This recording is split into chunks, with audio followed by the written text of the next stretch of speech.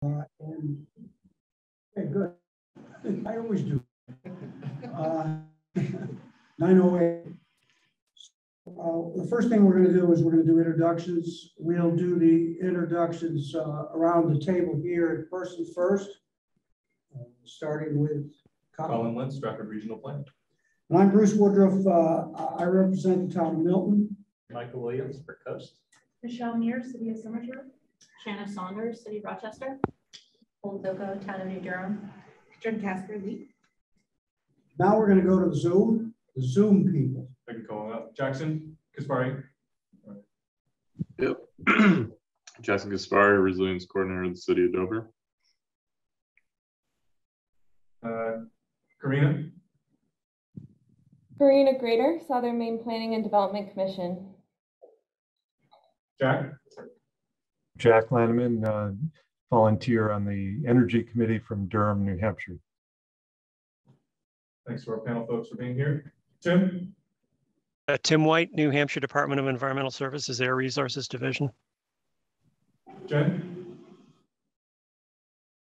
Jen Sis, Stratford Regional Planning Commission. Dean. Morning. Good morning, Dean Williams from Southern Maine Planning and Development Commission. Jessica. Good morning, Jessica Wilcox. I work with Tim and Ricky at the Environmental Services Department, coordinate our state's Clean Cities Coalition. Good morning, everybody. Morning. Ricky. Hi, Ricky DeSillo, New Hampshire Department of Environmental Services. Todd. Todd Horner, Southwest Region Planning Commission. Megan.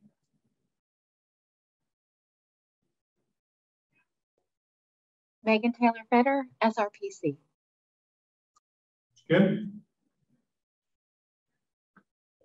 Rumo. Sorry, I was muted. Good morning, Kim Rumo from DOT. Morning, Jackson. Sorry about your voice. Jackson Rand is our GIS coordinator at SRPC. Paul Maloney. Good morning, everyone. This is Paul Maloney from Federal Highway Administration. Lori. Yes, Lori Reidner Patterson. I'm with the New Hampshire DOT. I'm the Title VI coordinator. Rachel. Rachel Dewey, SRPC. And Stephen. Stephen Guy, Stratford Regional Planning. And then Vanessa just got here. You made our quorum, so if you don't mind, we can go back to this the action items real quick. Right, if everybody's ready, we're going to go on to number 2. We're going to look at the minutes from March 4th. Second. Motion and second. Anyone have any corrections that they'd like or comments? I do have a quick correction. It lists me as being from Dover. I'm actually from Rochester. I could try and do both, but I don't think Chris would be very happy. Or Donna. Any others?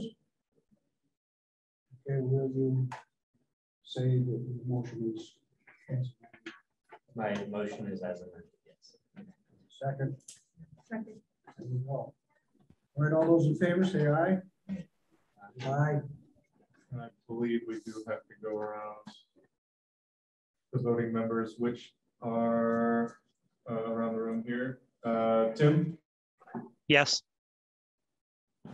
Yeah, I think that is, about DOT. Kim or Lori? Yes. Cool. Yes, it is. Yes. Better. I was trying to make everybody into a pirate this morning. So, all right. So now we're going to go on to 2B, which is tip amendment 4. Yes. We're looking for a recommendation to the policy committee for approval.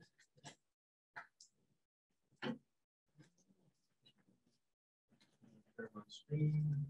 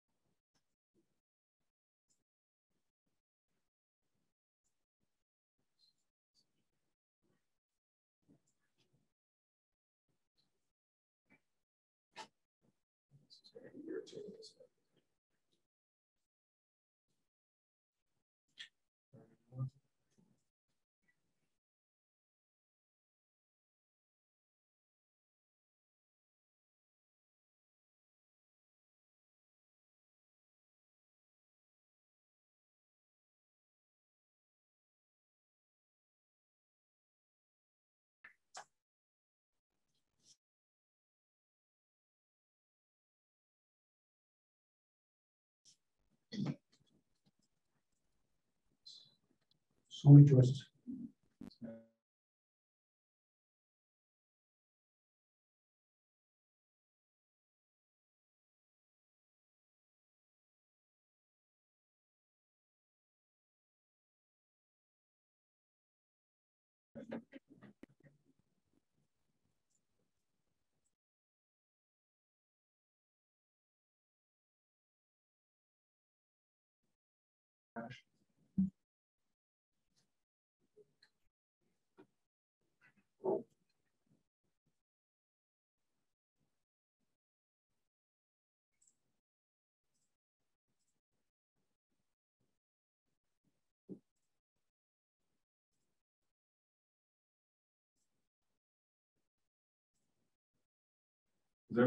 Is everyone seeing my PowerPoint?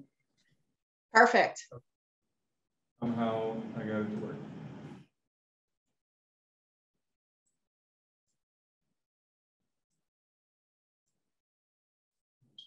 So people can see each other.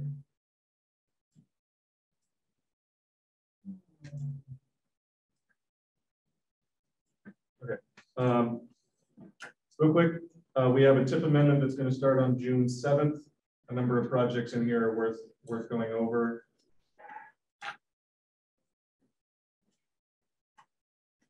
A couple of new projects that we put in the 10-year plan in the previous round, a sidewalk project in Milton, and 2 projects in Rochester on Route 11, the widening of Route 11 for the section north of the 16 and signals at Neshoba.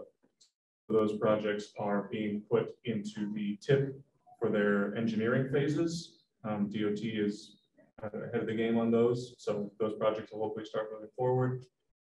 A number of other projects, some local ones that are minor changes that I've confirmed are okay with folks in those towns. All of the programmatics don't have any impact on our region. The Mobile program, that's new, and that's bipartisan infrastructure law funding related to bridges. No bridges in our region have any of that funding, but that's a new program, and they may filter in some of the traffic. As part of the amendment process, the Metro plan, the long range plan, is amended at the same time. And part of that process, Dover and UNH requested projects to be added to the long range group of projects. So Dover has some Central Ave complete streets that are in progress, the sort of southern section of 108 or Central Ave. And then UNH has a project they've been working on for quite some time called South Drive. Here's just a quick map of the Dover project just north of 16 along this stretch of Central Ave paralleling the community trip. So from what I understand, bicycle and pedestrian improvements as well as stormwater and environmental improvements as well. UNH South Drive, they have this partially completed and want to get it over the finish line. And so this is a major boost for transit as well as bike and ped and overall connectivity, because currently the rail line right here, it kind of separates everything except for a couple of access points. So those 2 projects will go into our Metro plan in the first 2 years, and they will most likely get constructed before 2031 and 32, but they are there in case, if nothing else, the UNH and Dover go out for additional grant funding. Hey, Colin, we're only seeing the first slide on your show, or at least I am, just TIP amendment 4. Is that the same for everyone else? Okay. Yeah. Yeah. I always seem.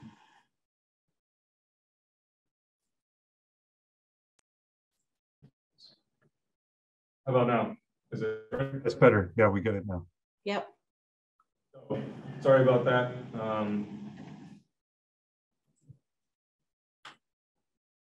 Would anyone like me to go back to anything that I talked about? We have the two projects here, Dover's Central Lab. That's already kind of in progress, early phases, I believe. And then UNH's South Drive project, just to give you an idea of where they are on the map. And then I plugged them into the closest 2 years of the long range phase of our metro plan. So just beyond the 10-year plan. Any questions on that? I raced through stuff, but covered kind of the main pieces. All right, like I said, June 7th, the public comment period starts, so you'll see a notification on that, and feel free to look through in detail. The details are in your packet, and then you can send me comments anytime between now and the next policy meeting.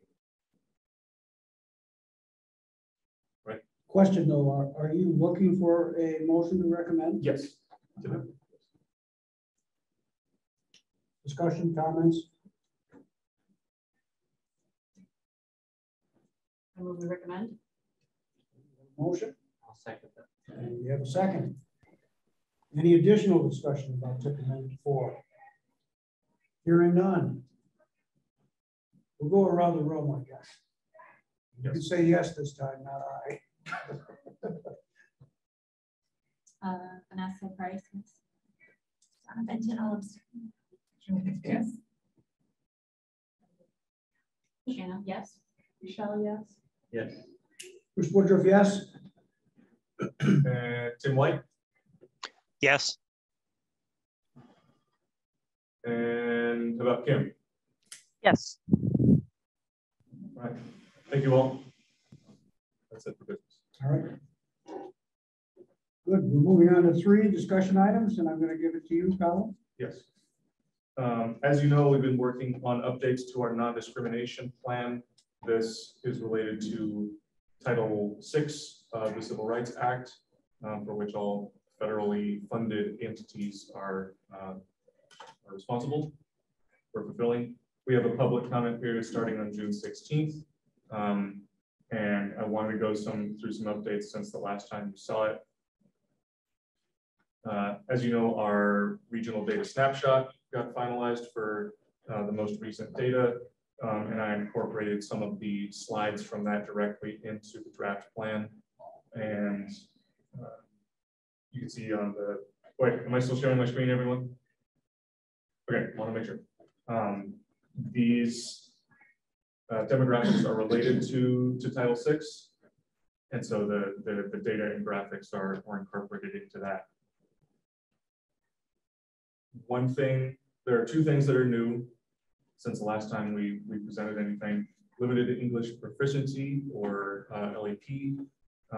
This looks at ACS data, the American Community Survey. So take that with a grain of salt. The margins of error are pretty substantial, especially as you move away from the urbanized areas. But using that data, we're looking at people who speak a language other than English within the region, and more specifically, people who speak another language and do not speak English very well, or less than very well in the census.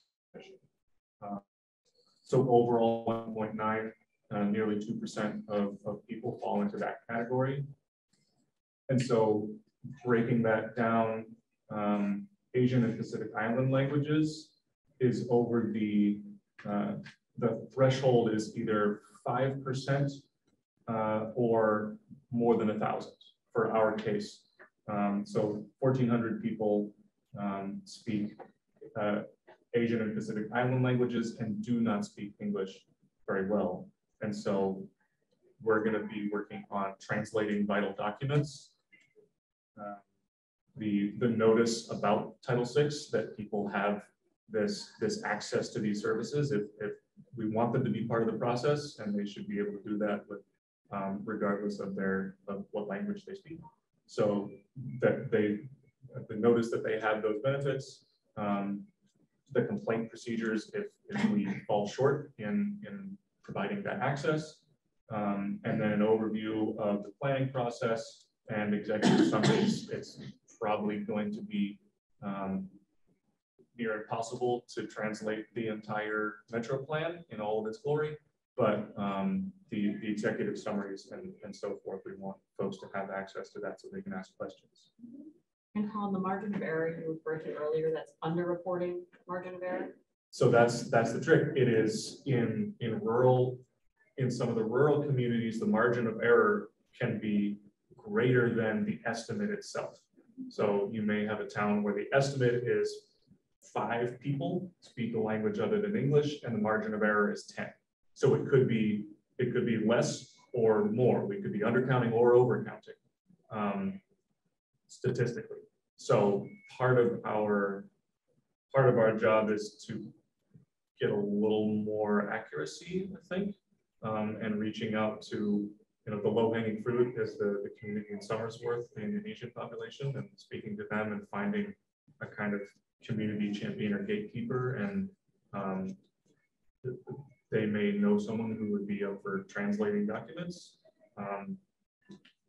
Early stages in trying stuff like that, but I'm wondering if there are faculty and students at UNH that incorporate some translation work into their academic studies and get it confirmed by a professor, that sort of thing.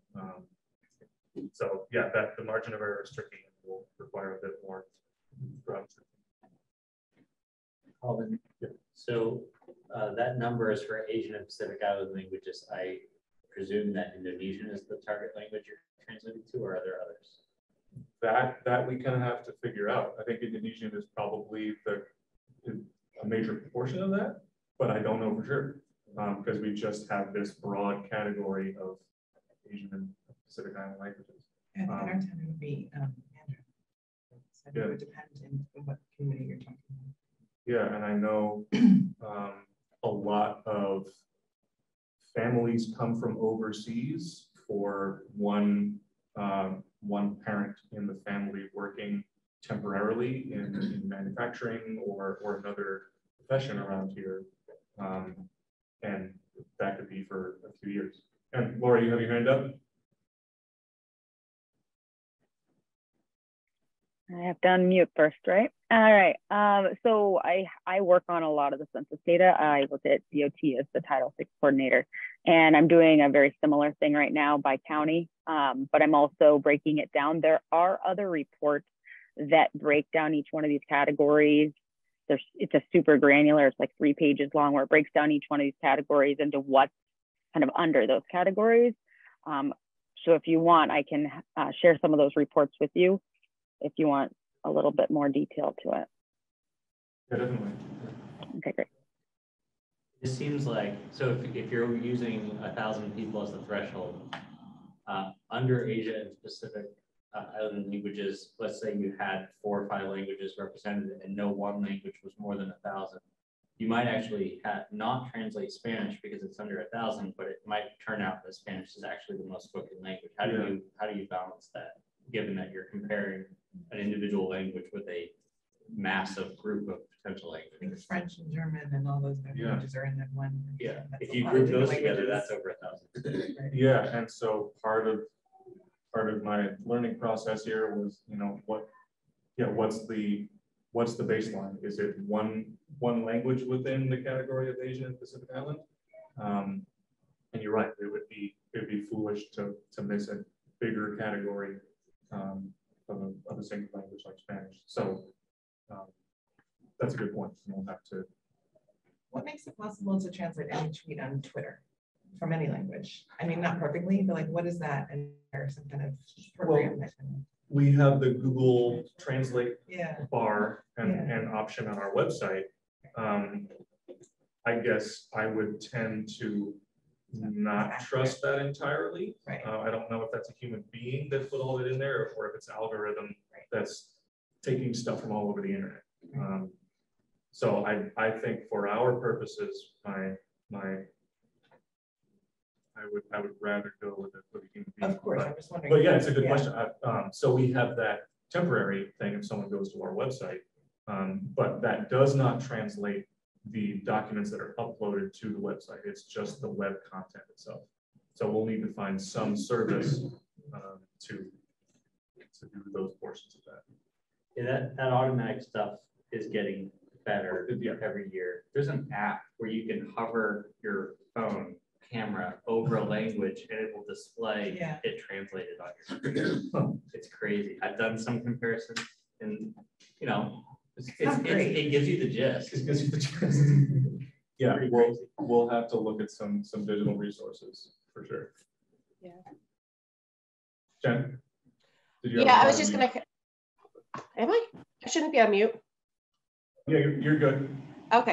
No, I was just going to say, I mean, part of it is we have to balance it with, you know, the funding resources that we have. And so, which is, you know, the unfortunate way to think about this. And so that 1,000 persons threshold is there to kind of justify when we should be spending those federal dollars on translation services. So that's one of the things that we're going to need to look at. So for us, you know, fortunately, we have someone in-house who can do, who's a native Spanish speaker who can do all of the Spanish translation if we needed to or wanted to. It's any of the other languages that are going to be more challenging to get that translation done for. And hopefully there's some neat digital tools that we can use for the uncomplicated language that doesn't have a whole lot of. Thankfully, we don't use a lot of idiom and nuance in our documents.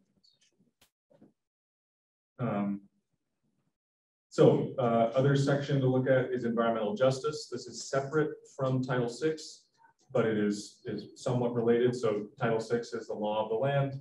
Environmental justice comes down through an executive order under the Clinton administration in the mid-90s that required all federal agencies to take a close look at the impact of their planning and actions, whatever it was, on specifically minorities and people with low income.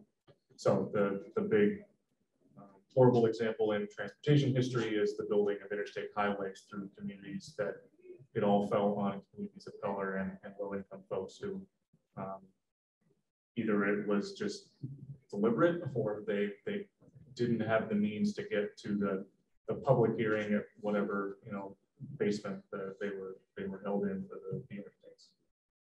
So this requires us to avoid, minimize, or mitigate impacts, and ensure full participation in the decision-making process, and then also prevent the denial of benefits.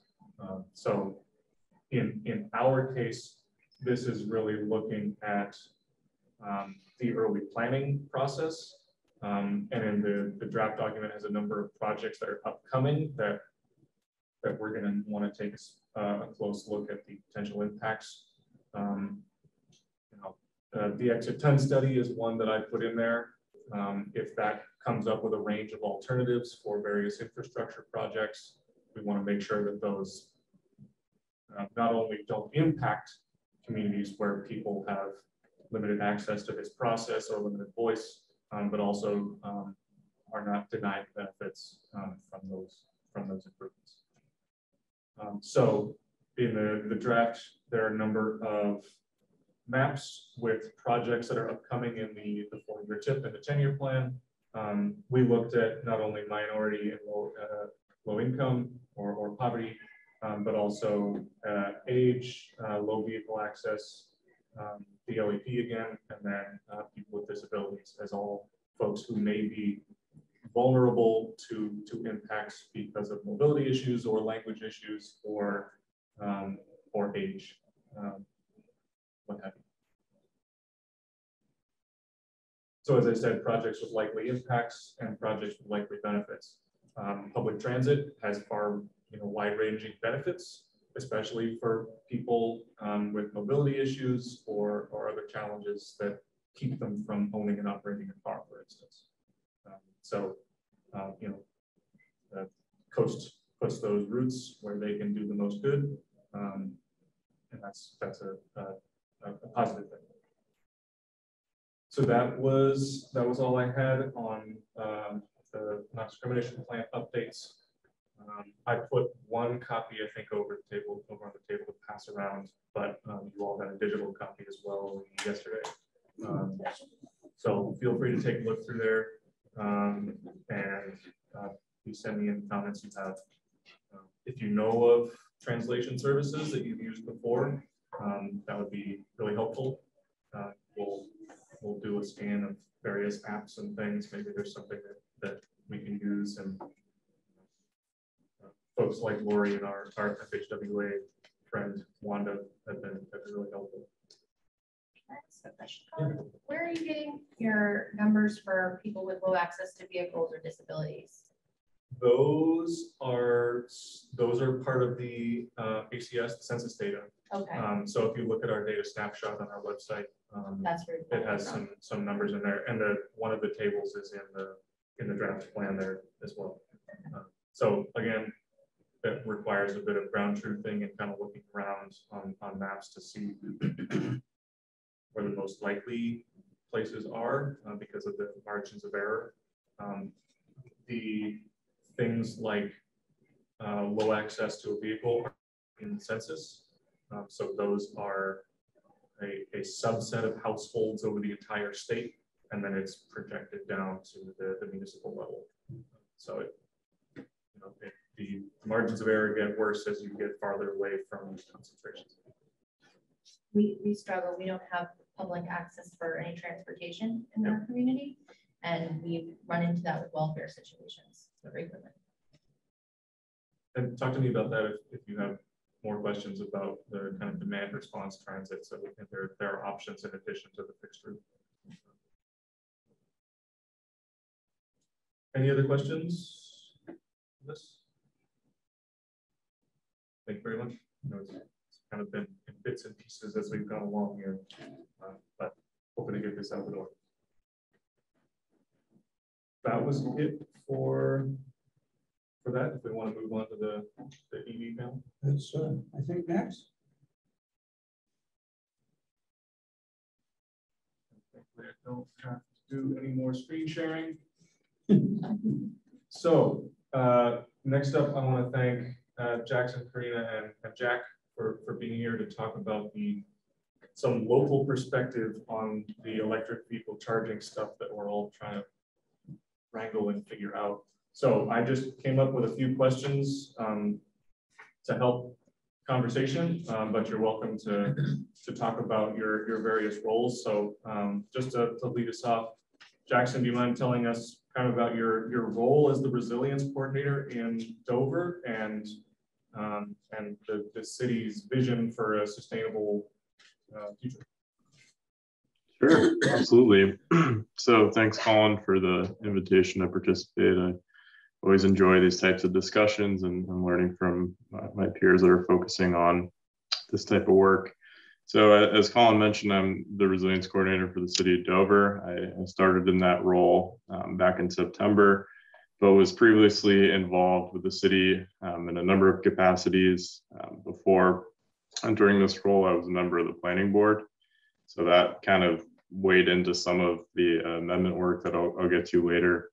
But as the city's resilience coordinator, I really focus on three main categories, being energy, land conservation, and environmental project review.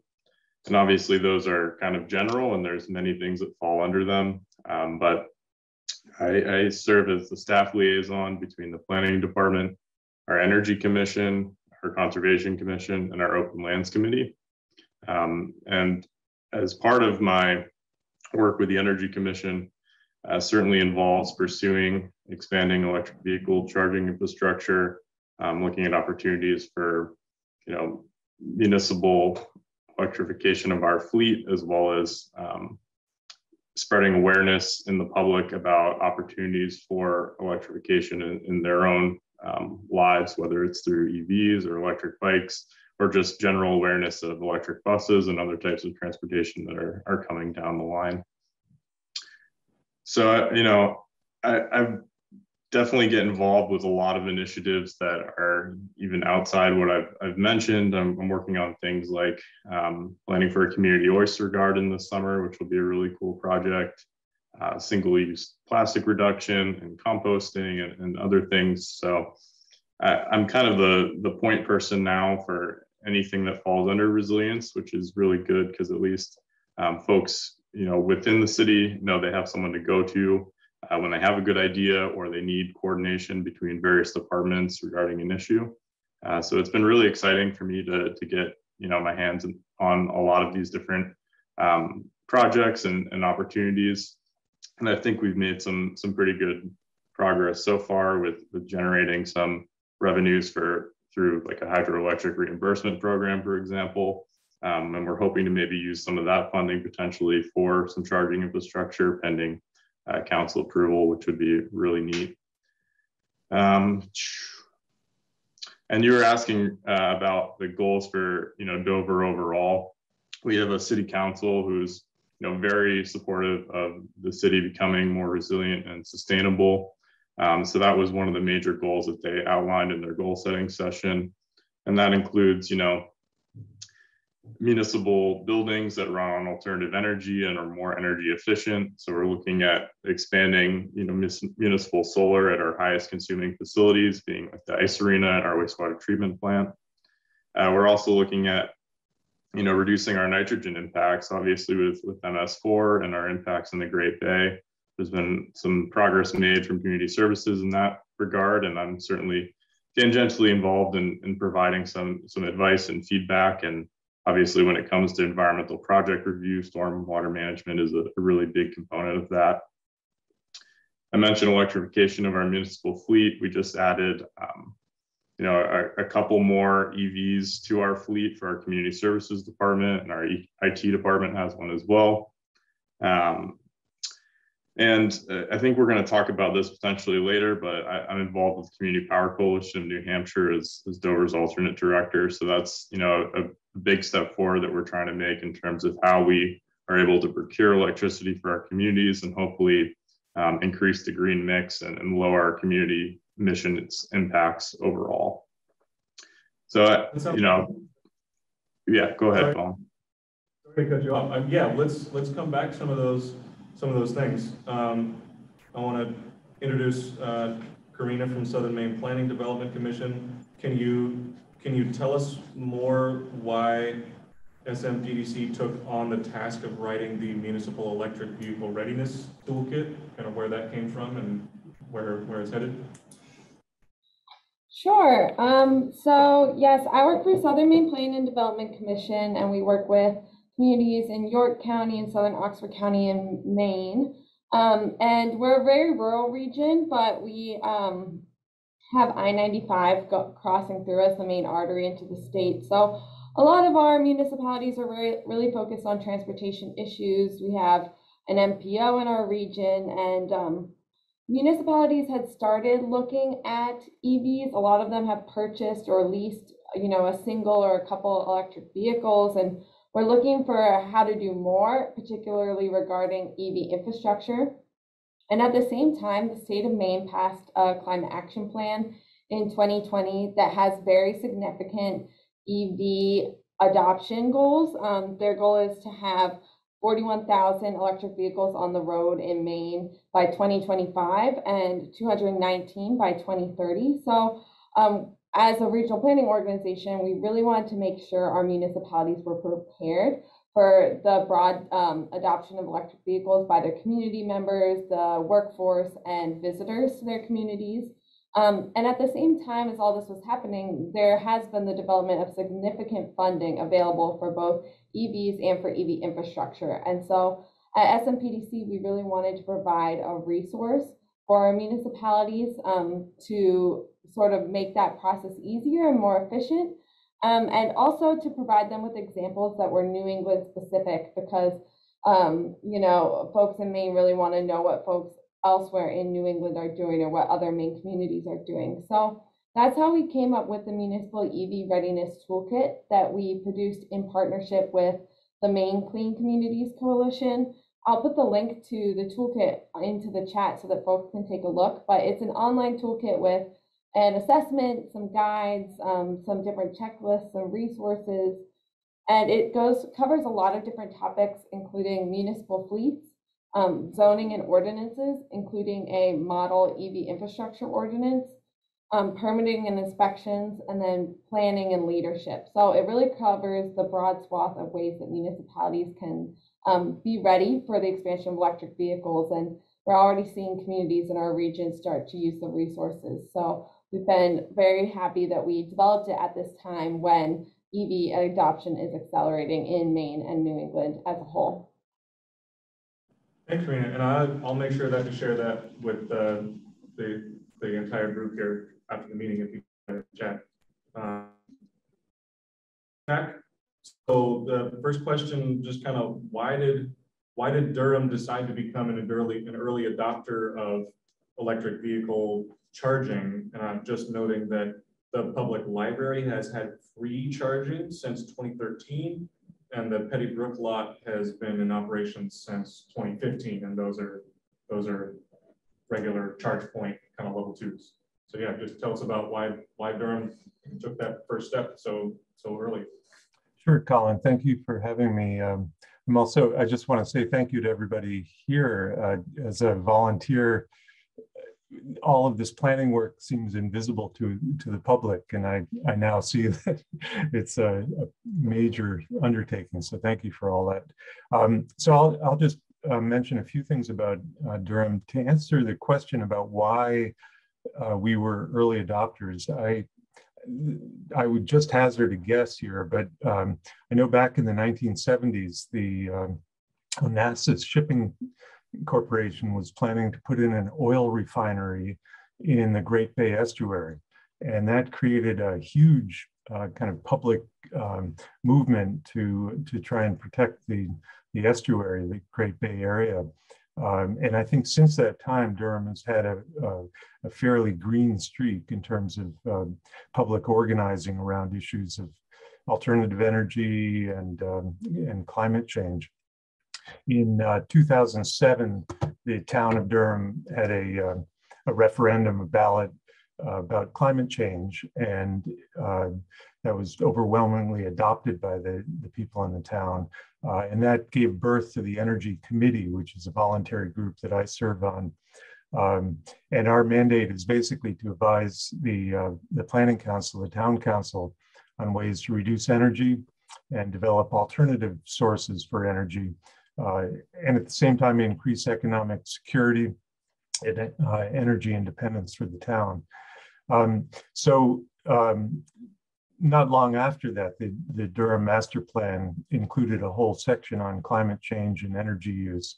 And that's still our kind of long-range plan. It's a 10-year plan, but it provided for kind of taking a greenhouse gas inventory periodically. Our most recent one demonstrates that I think it's the second largest source of greenhouse gases comes from the transportation use. And Durham has the Route 4 corridor cutting through it. And that accounts for the largest portion of our greenhouse gases. So as a town, we're very interested in making sure that Route 4 corridor basically between the Portsmouth side and going through to Dover and Concord become central in the planning for the Build Back Better EV charging corridor. Right now, that's not included, as I understand it, and it's our biggest problem in terms of greenhouse gases. So we developed the free charging station at the town library when the library was built. We have solar panels on the roof there, a number of other solar fields generating power for the town. Siemens donated a charger for us there, so that's free for people using the library. And then 2 years later, in 2015, the town, working in coordination with the University of New Hampshire, put in a charger at the Municipal parking lot in center of Durham. there are 2 spaces there, and that's become very popular. We're talking about expanding that one. In this year alone, that charger reduced greenhouse gases by an estimated 10,000 kilograms of greenhouse gases. So we're really encouraged by the actual kind of pragmatic effect these chargers have and the expansion of electric vehicles. So I'll just say quickly, for the municipal lot, we have a fee structure that's set up through ChargePoint. And that's a fairly seamless process for the town. And I'd be happy to talk more about the details, the ins and outs of the fee structure on that. But for the town, it's kind of a turnkey thing. We just leave all of the maintenance to ChargePoint, and it's worked out quite well. Yeah, we can start getting down into the nitty gritty here. And as a transition point, I've met with the town of Farmington Wednesday night, because they just have broad questions about electric vehicles and charging and all of that, and how it all works. And I didn't have all the answers for them, but they were wondering who pays for it, who makes money off of it, and how the money works. And my best kind of broad answer was, it's not just going to be towns going out for federal grants. There's going to be private investment. Rochester has already had interest from a private firm that wants to put in a gas station style place on Route 11. But business owners may be interested in putting in, even they're called dumb chargers. They don't have any software or anything. It's just customers can plug in. So I thought one of the planning board members in the Farmington had a pretty good idea of just surveying local businesses and folks and saying, are you interested in electric vehicle charging or having a charger in your place? Are you thinking about this? So that they can get an idea of what the town can do to help facilitate that, whether it's just making sure the infrastructure is up to snuff or whatever. It may not be directly investing in chargers, even though more and more are doing that. So any questions from folks after the first round? I do. Yeah. I want to focus on regulations in municipalities, specifically the zoning ordinance, and whether any one of you has addressed the issue of how to classify electric charging, vehicle charging stations or sites, and how you would categorize them use-wise. The way I look at it is that there are appropriate places for these, and there are some inappropriate places in towns and cities to have these, but the bulk of them may end up being accessory uses instead of a principal use. And I know I'm talking like a zoning administrator because I was one in probably 4 or 5 communities, including Hudson and Dover and Wiltonboro and Milton. And these things come up, and they come up because, there's people out there that don't want to see these things next to them. And if they can say, your zoning ordinance doesn't say anything about electric vehicle recharging stations or sites, then you might be in a little bit of trouble from an administrative standpoint. So I'm interested in finding out if you did it and how you do it, what you said. Jackson, do you want to take that one since Dover has, something on the books specifically? Yeah, so in our chapter 153 of our site review regulations, we do lay out some language for definitions on, types of charging, electric vehicle readiness, and what that means.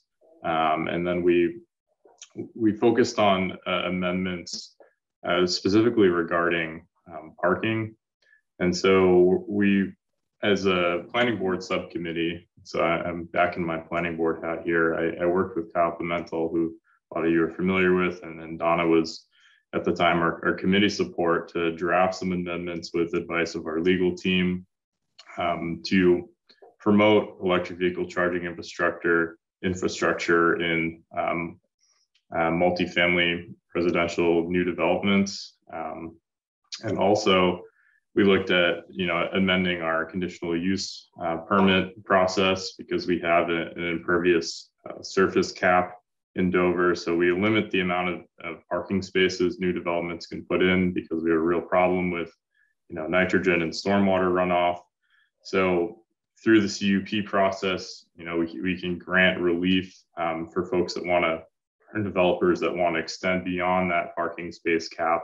But then there's a trade-off for them to provide either level 2 charging or readiness spaces based off of the number of hours of use that site is likely going to get, which is left up to the purview of the planning board.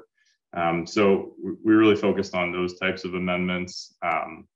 But in general, I think we've been supportive of allowing charging, throughout the municipality, whether it's in public-owned property, which we're looking into, or if it's part of private developments. I know the waterfront development will have some charging incorporated on the private side, and we're also looking at putting some in on the public side of things as well in the park portion. So I'm happy to go into some of more of the specific language or share that after the fact, but that's just a little bit of an overview of what we did. But as part of that process of bringing these ideas forward to the full planning board, Kyle and I did a lot of research, topical research to look at what other communities have done. And then I also did some very focused regional analysis showing the vast need that we're going to be facing in terms of charging infrastructure for our communities as EV adoption rapidly expands. And I think many of you have seen the projections. And so I used really conservative numbers. I did, like a 1% case. So 1% of, the vehicles in the Rochester, Dover area were to go, the lightweight vehicles would go to electric, how much charging infrastructure would we need? And I saw increases, upwards of 200% to meet the expected demand there. So that really drove the message home that we need to be doing something to promote this locally.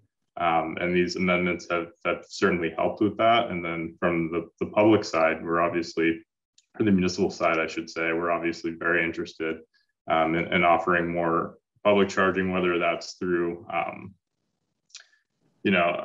Dover owning and operating, or through, like you mentioned, Colin. I think there's some good interest in potentially having a private company selected through like an RFP process to own and operate themselves if it makes sense for both parties.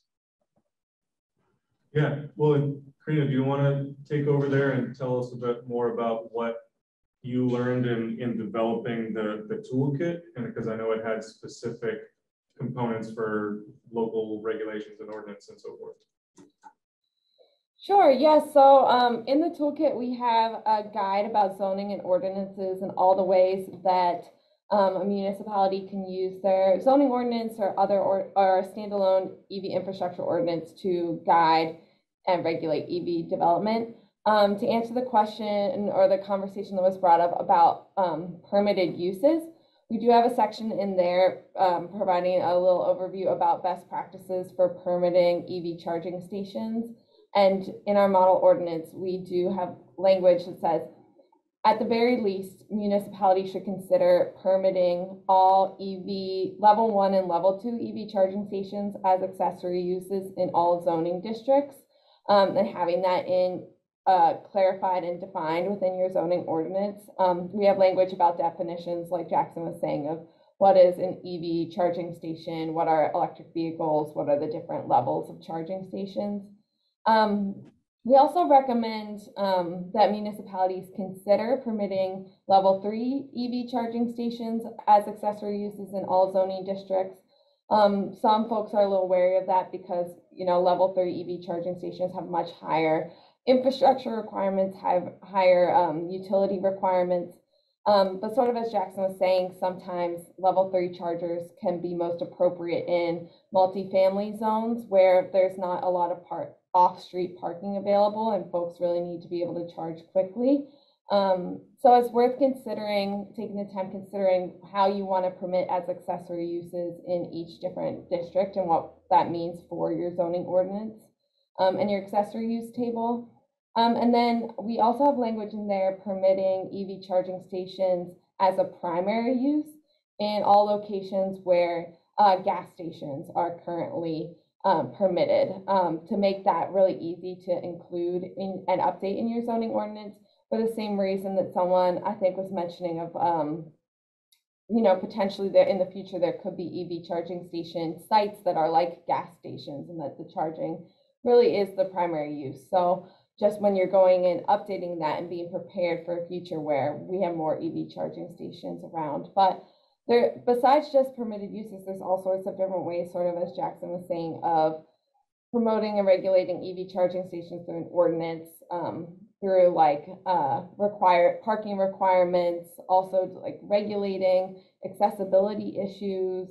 There's a lot of power municipalities have through these ordinances to guide EV development, and it's important for municipalities to do that just for the reason that was brought up of if there's pushback about these charging stations, or if there's lack of clarity that prevents development from happening, the municipality has, the power to regulate that and control the process and make sure that EV infrastructure is expanding, but doing so in a way that most benefits the community. And Shanna, in the Rochester example, they basically requested a variance for that site, correct? We did. So for the proposal that came forward, which was basically an EV gas station, I can't remember what the term for it other than that, the boards didn't feel comfortable kind of having it. It was so brand new that they didn't feel comfortable putting it under other uses. So they basically asked the applicant to go through the variance process, but through that, there was a lot of public testimony that helped inform us write a draft to update our ordinance that's going through legal review right now. So that's part of what I'm talking about here with regard to regulations. If your zoning ordinance says gas station and not refueling station, so there's a difference, right? If you're refueling with whatever, it can be gas, it can be electricity, it can be LP gas, et cetera, et cetera. If you don't address that, it can be taken advantage of. And as you know, administrators have to toe the line and make sure that, things, you're not too flexible, let's put it that way. So my point is that you need to take a look at your use table and your zoning ordinance to make sure that those simple things are changed to make, to promote and not restrict. The Farmington folks have a similar question because it is a fuel. Electricity is a fuel, but it kind of bends the rules now that we've all been conforming to based on fuel being something that has to be put in a tank underground and go through all kinds of environmental issues. Exactly. So coming back to Jack, can you tell us a bit more about the kind of nitty gritty with utility rates and what the Energy Committee has been dealing with? I know we talked about that, and you've had to look at some of the numbers there. Can you share some cold hard facts on utility rates and so forth? Sure. Yeah, I'd be happy to. So the free one, we don't actually track what that's costing the town. I think it's fairly insignificant given that most of the electricity is coming right off the rooftop of the library. But the downtown one is run through ChargePoint. And when I joined the Energy Committee, I offered to kind of track what's going on with that. And I found that ChargePoint has a very helpful dashboard that you can kind of track both live and weekly or monthly reports.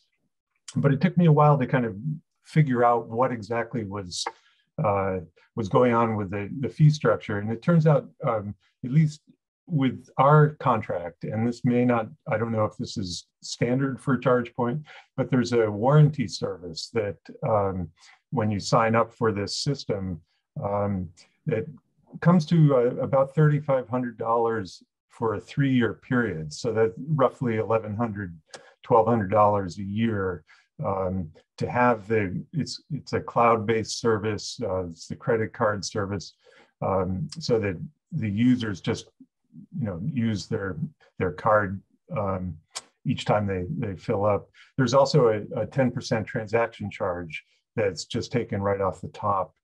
So the town doesn't see that. That part also goes to ChargePoint. So in the years I've been tracking it, I've been reporting to the town that we've been making out pretty well, more than breaking even. And it seemed like everything was from an economic point of view, quite favorable. But when I looked a little bit deeper, I found that we were actually paying more for the energy than we had built into our fee structure. So we had a basic setup where we had an hourly charge for the municipal parking that ChargePoint would automatically take. We gave customers the first 2 hours free to encourage electric car use in town. And then after that, they paid a discounted parking fee. And then on top of that, we added what we thought was the energy fee, which we had calculated to be 18 cents per kilowatt hour. And it turns out that is the number that's listed in our I think it's Eversource billing. But when we dug into that, we discovered that there's a set of fees that go on top of that. So these fees were, I've forgotten the name of it. I think it was customer demand charges, and these are variable. So we asked for an actual average that we've been paying over the last 15 months, and we discovered that it's actually 23.8 cents per kilowatt hour. So basically almost 24 cents per kilowatt hour. So what we're doing now, we're in the process of going back to the fee structure that we built into the ChargePoint system to make that kilowatt hour price reflected in our billing customers. We're not trying to make a profit on this. We just want to break even. So I think we're probably pushing the kilowatt hour fee that the users will pay to about 25 cents a kilowatt hour, which is still far cheaper than gasoline, actually, when you convert the energy miles per dollar that they're getting. So it's still a deal, but it's just not, it was almost a giveaway before because they were getting almost less than half of what we were paying, or just about half. So I'll stop there. Thank you. And it's just after 10 and I don't want to keep people too long, but kind of as the final round, I think that's a nice segue into where the energy comes from and who pays for it. Because you talk about demand charges, Jack, which are still an issue. If you can imagine, as more EVs are on the road and someone rolls up to a level 3 or a DC fast charger in the middle of the summer when the hospital is running their AC at full tilt, and then everyone else that lives on a 3rd floor walk-up apartment is baking and has an AC running, the demand charges are going to be incredible. And I know the Public Utility Commission is working on various schemes to change that and make it less unaffordable. But I'm wondering if, so I know Durham, you said Energy Committee is looking at community power aggregation, and Maine has something different, I believe, Karina, but I was hoping you could talk about that as well. So Jack, if you don't mind talking about the community power aggregation and how you guys are looking at the future of where the energy comes from and who pays for it. Sure. I just want to preface my comments. I'm not the guy on the Energy Committee who's been doing this. It's Steve Holmgren has been our point person on this. But basically, the idea is to join the community power association, I guess, in New Hampshire, and aggregate the electrical demand of customers in the community to lower cost to residents. And then also, as Energy Committee people, we're interested in expanding access to renewable energy sources. So the mix that Durham is. You muted yourself somehow, sorry.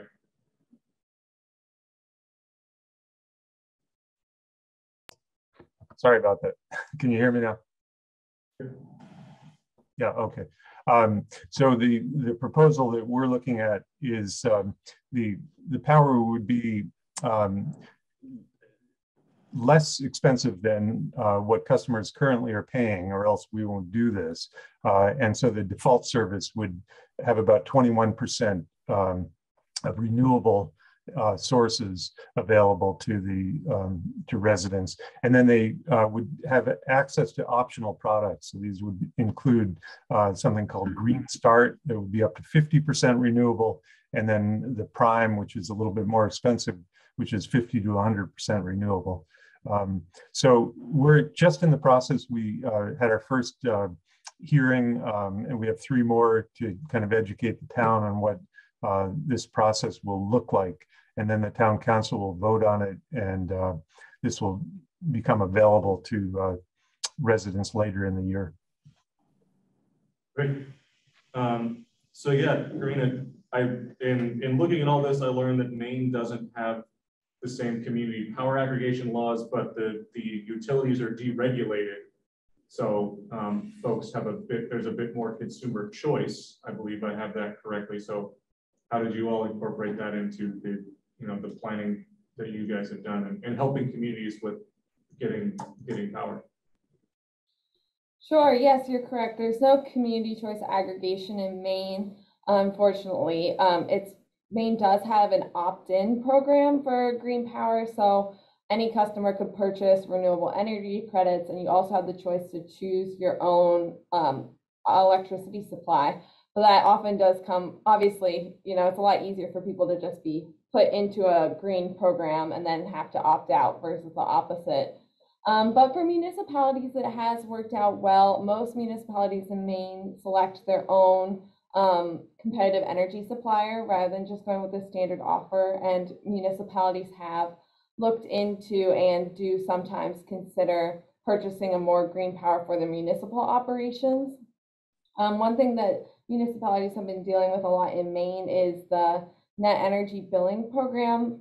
That's a program for municipalities, commercial customers, and residents to be able to purchase solar power, solar electricity from distributed small-scale solar farms across the state.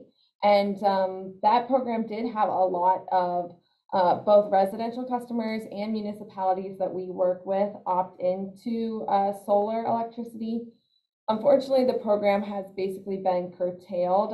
It was pretty generous, so there was a huge explosion of solar farms across the state, and the state government and the Public Utilities Commission has really walked back the program. But it has been a success for getting municipalities to purchase more renewable electricity. Like ones we worked with, we did a collaborative procurement process of multiple municipalities going together to purchase solar power for a significant discount from the standard offer rate. And it also has really introduced a lot of new solar onto our grid and is making it greener. So I guess the moral of that story is that greening the grid is really complicated, and to the point of demand charges and spikes in increasing electricity use, that both solar and EVs and wind are all sort of related together in this complex mix of changing the utility grid. So we're actively working at SMPDC to try and work with our utilities and our municipalities to figure out how to make this process as smooth as possible, even though we know it will be a bumpy transition. Thank you. So looking at the time, I get this is kind of off the cuff, but if each of you, starting with Jackson, would just kind of have one single piece of advice or a thought for communities that are starting from square one and wondering what the heck do we do with this EV stuff, kind of what those first steps are. Sure. Yeah. So there's there's a lot of things to consider, obviously, when it comes to expanding EV charging. I think public feedback and comment and raising public awareness is obviously a really important part of the process. Whether you do that through public hearings, you have an active committee or commission that's involved in pushing some of these things forward. That seems to be really helpful. We in Dover had the Energy Commission host our first EV car show back in November, which was really successful. Just raised public awareness of EVs being available, one for their own purchase, and also what we're doing sort of on the municipal side in terms of electrifying the fleet and our plans for expanding municipal charging infrastructure. And we're planning to hold another one of those events during Apple Harvest Day coming up. So that event draws about 60,000 people to Dover. So I think that will be really cool. And then, like was mentioned, you want to look critically at what's in your zoning code and your ordinances surrounding this. We do have a definition for vehicle refueling and recharging stations. We really want to see standalone facilities like electric vehicle, sort of a gas station model in our commercial manufacturing zones, but then we're promoting sort of these smaller charging units throughout the city otherwise. And there's tons of resources available. I'm happy to be a resource to folks about just giving advice on things we've done in Dover and my experience of leading like an RFP process, for example, for selecting fleet charging. So yeah, then not really one piece of advice, but there's just lots of things to consider, but there's plenty of people out there that have done this and a lot of communities that are looking at this. So I think if we work together as a broader network, we can see some really good adoption and expansion. And it's so critical for decarbonizing and reducing our air quality impacts. Thank you, Jackson. And if you have a quick link for the parking regulations for Dover's related to EV, send those to me and I'll forward it to the group. Yep, I can absolutely do that. Karina, do you have kind of a quick thumbnail thought? Sure. Yeah, I would say that no matter where your community is at regarding electric vehicles, whether you have none or you're just getting started about thinking charging infrastructure, it's never too early to start planning and trying to envision what the future of your community will look like with broad scale electric vehicle adoption. And what you can do to ensure that process benefits and supports all members of your community. One thing we haven't touched on too much of today is about like equitable expansion of EV charging infrastructure, as well as EV charging infrastructure accessibility. So planning is so important to make sure that as EVs expand, those with less resources are not left behind in that process. So I just recommend anyone reach out to their local regional planning agency to get that process started. And thanks so much for having me here today. Thank you, Karina. Thanks for the plug. And Jack, a quick thought? Sure, quick thought. I would say one thing we haven't talked about is what analogy we're using here. If we're thinking of gas stations, that's fine, but the research shows that most charging happens overnight at home. And so in terms of planning for this, I think we also, you can't do that with gasoline cars. You don't have a gas tank at home. So the electric car model is slightly different. And I think what town planning can do is pay attention to that. So in building codes, for example, Durham is kind of looking at, well, just as building codes have ideas about where you should have 240 voltage for laundry, et cetera, in the basement. It's much cheaper to run the wires when you're doing construction than after. It's like 10 times cheaper. So that's one thing to consider is how do we facilitate construction codes that will allow people to easily make the charging happen at home. And then tying into Karina's point about sort of the environmental justice of this, we also need to think that multifamily homes are not going to have that possibility. And so we need to think about when new construction or renovation is happening, do we want to have something in the code that makes a certain number of charger ready conduit or whatever in the parking area for multifamily homes? Cool. Thank you, Jack. Thank you to our panelists. Any questions from folks? there is a lot to learn. I'm going to just share one thing, actually, Jessica, from your presentation or PDF that I have on file. Just looking at, does everyone see the sheet with the graph, the bar chart? Just looking at EV adoption, I hope it's big enough for folks to see, but you can see increasing over the last 4 years or so. In Hillsborough County, 400 EVs by registration, and in 2016, and then by 2020 you have over 1,400, and a similar kind of growth in Stratford County, even though we're only at 400. So I know with gas prices and all of that, that I feel like the acceleration has continued, if not expanded over the past 2 years with availability and gas prices and all of that. So just a last little data point that I don't think this is going to be a flash in the pan. I think EVs are here to stay, and it's going to require some adaptation or adapting. Isn't there the graph too that early adopters, do it and join, and then as it gets more popular, it exponentially increases quickly? I think there's going to be an exponential growth, and as the consumer prices for these things, you don't have to buy a Tesla sports car anymore. They've got reasonable prices for most of them, and every car manufacturer is coming up with or already has one. So the next bottleneck is going to be the battery materials. So if there are no other thoughts or questions, thanks again for our panelists. Send me any materials you would like to, and I'll pass them along. And this is a continuing conversation. Yes, thank you. Now we're going to move on to number 4, which is other business and updates from communities. And we're going to open the floor to the Zoom people first. So if you have any other business or updates, raise your hand.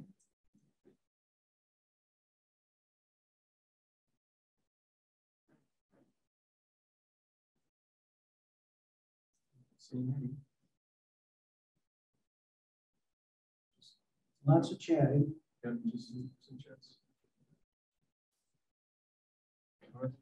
Okay, anyone here have updates from community or other business? Citizens Forum. We don't have any citizens. Don't see any citizens. All right. I'm looking for one motion. I'll motion to adjourn. I'm looking for a second. All those in favor, get up and leave. Thank you, everyone, for being here. Thank you.